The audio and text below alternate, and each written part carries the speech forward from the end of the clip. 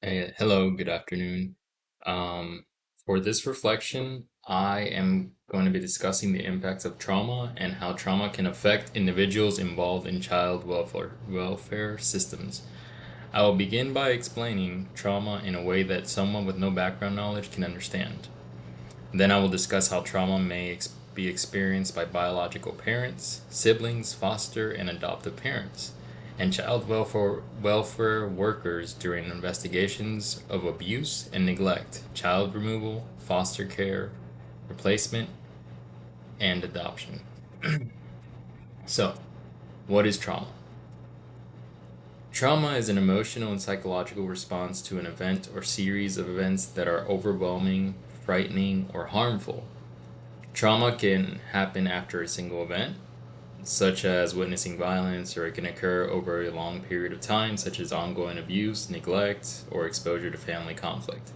So that means that you can have trauma for example, a person can have trauma from a car accident, robbery, but it can also be long term. So, like, if you're an individual who grew up in a toxic household, you can have trauma that's emotional trauma, like certain responses. You drop a plate and you immediately think you're in trouble, even though you're an adult. That's something that can stay with that person because if they did that as a child, they would get either beat or yelled at or, just torn apart verbally.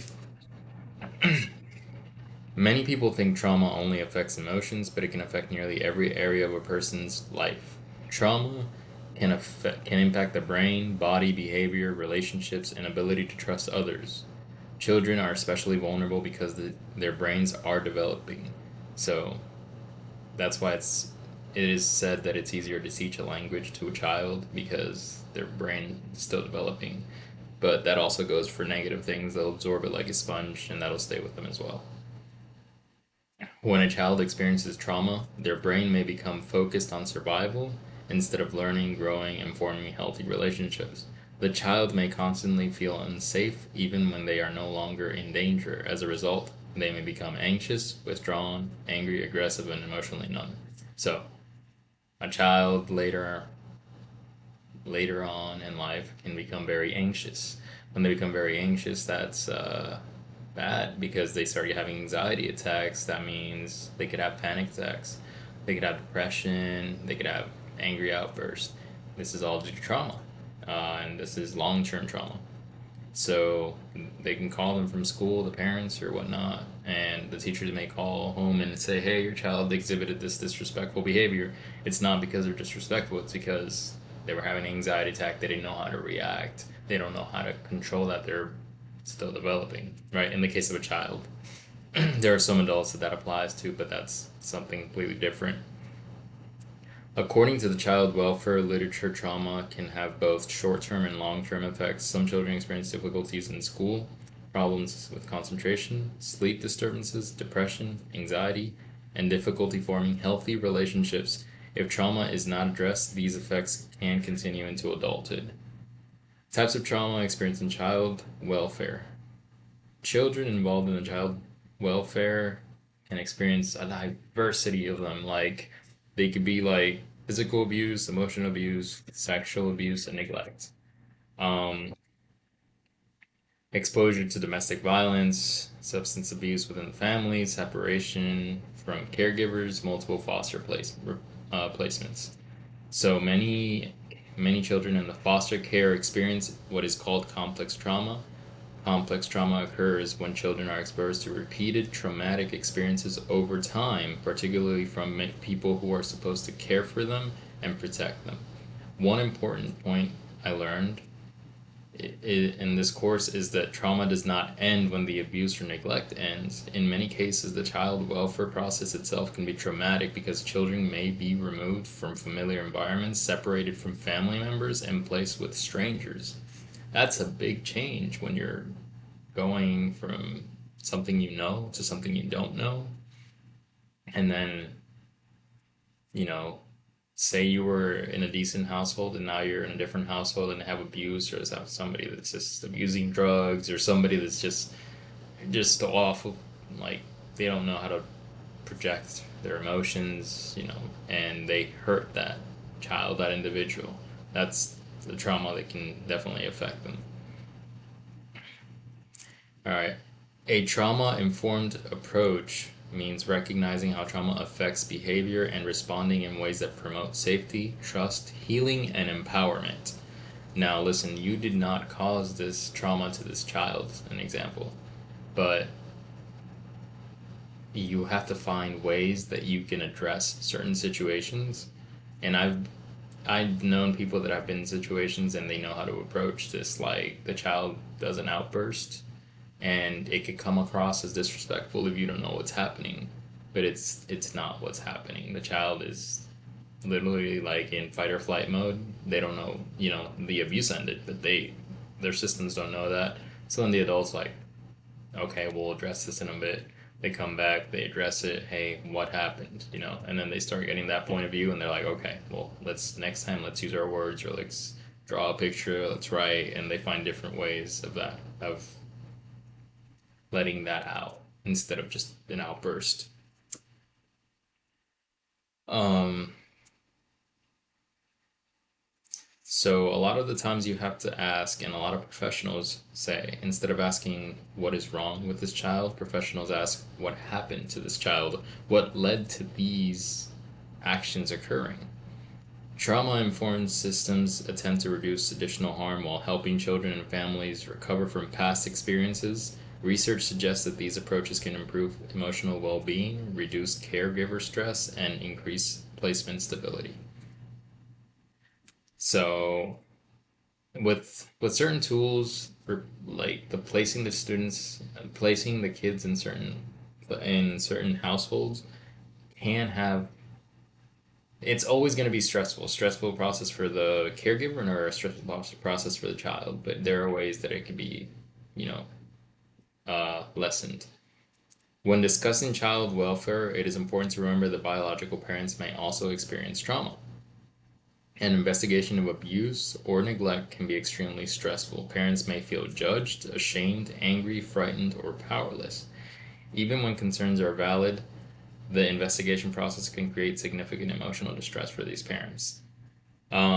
And it's mainly those parents that have like trauma from when they were young. They also carry that along with them, and they pass that along to their children, even if it's involuntary. They didn't mean to, but it happened.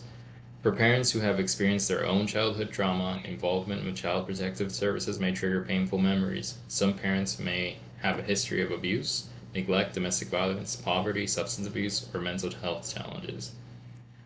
Back then, mental health wasn't really addressed as much. It existed, it just wasn't addressed as much, and most of those people just got told, hey, they're just misbehaving, and they never got treatment for it. They carried that to adulthood, and you know, now that's a big statistic that we're dealing with now, because we have to protect the children from those type of abuse. The removal of a child is often the most traumatic experiences a parent can face. Many parents report feeling grief, guilt, sadness, and hopelessness. Some may even become depressed or anxious. Others may react with anger towards the child welfare system. And that's a very tricky situation because you can be in danger when removing those children if the parents have a weapon or anything like that or get violent. Um, Normally you should be escorted, but in the case that you aren't, it's a little bit stressful.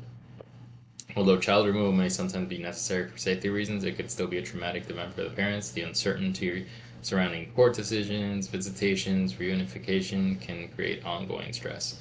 Even during foster care placement or adoption proceedings, biological parents may continue experiencing grief and loss. Adoption, especially when parental rights are terminated, can create feelings of similar mourning, the death of a loved one, because the parent-child relationship is firmly changed.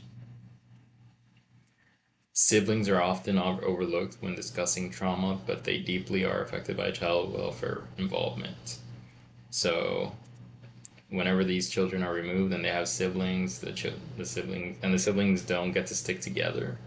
That's a big change. That's, you lost somebody, you lost your brother, you lost your sister, because sometimes you don't stay in touch. Sometimes the family will move somewhere far and you just lose contact with them. Um, and it creates that trauma that they'll be dealing with in therapy until they can reunite. Now it's a little bit easier with social media that they can find each other, but it's still traumatic, very traumatic.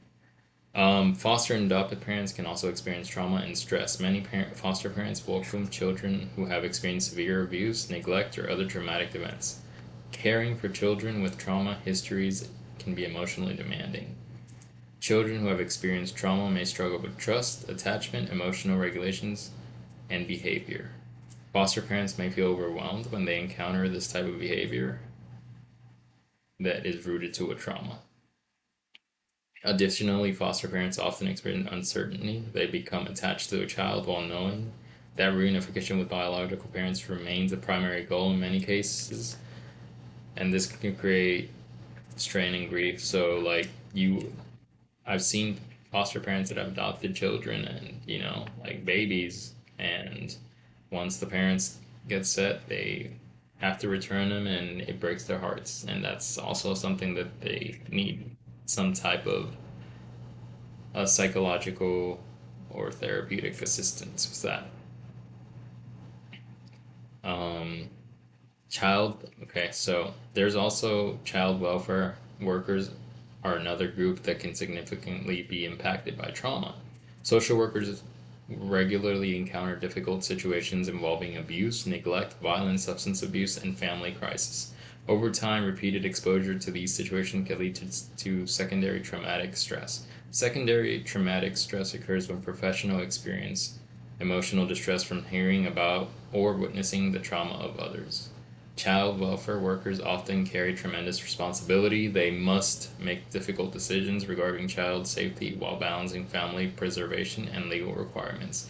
Workers may experience anxiety when making decisions about child removal because they know these situations can have life changing consequences. That's a big burden, a big stress to carry on your back. They may also experience sadness, frustration, or guilt when resources are limited or when the outcomes are not ideal. High caseload emotional demands and exposure to trauma can contribute to stress and job turnover. This is why self care, supervision, peer support, and trauma informed workplaces are important not only for clients but also for the professionals. It's something that we touched based on when we did our video call, and the professor was, he elaborated a lot when it came to how that affected him and some of his workers, and it still affects a lot of people. One of the biggest lessons I learned this week from the materials is the trauma effects of everyone involved in the child welfare system, not just the child. Children, parents, siblings, foster families, adoptive families, and professionals can all experience traumas in different ways. I also learned that well intentioned interventions can sometimes create additional stress and emotional pain. For example, removing a child from an unsafe environment may be necessary for protection, but it can still be a traumatic experience for the child and the family. The concept trauma informed care stood out to me because it encourages professionals to understand behaviors within the context of lived experiences rather than focusing only on what someone is doing. Trauma informed care asks us to consider what has happened to them and how those experiences may influence their current functioning. As a future social worker, I believe this perspective is essential. It promotes empathy, reduces stigma, and helps professionals respond more effectively to the needs of children and families.